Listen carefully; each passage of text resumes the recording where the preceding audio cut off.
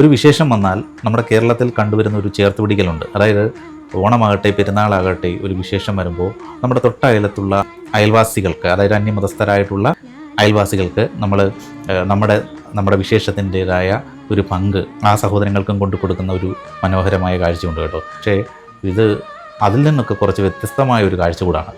അതായത് ഷിഫാന തസ്നി എന്ന് പറയുന്ന എനിക്ക് തോന്നുന്നു വയനാട് സ്വദേശിയാന്ന് തോന്നുന്നു, ആ ഒരു സഹോദരി ഇൻസ്റ്റാഗ്രാമിൽ പങ്കുവെച്ചതാണ്.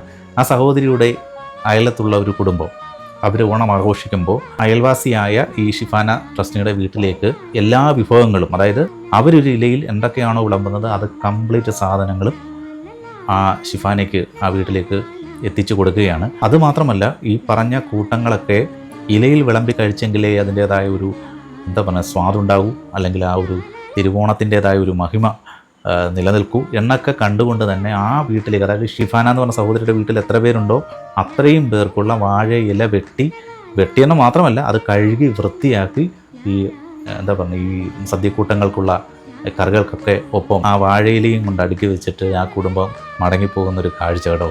ശരിക്കും മനോഹരമായ ഒരു കാഴ്ച.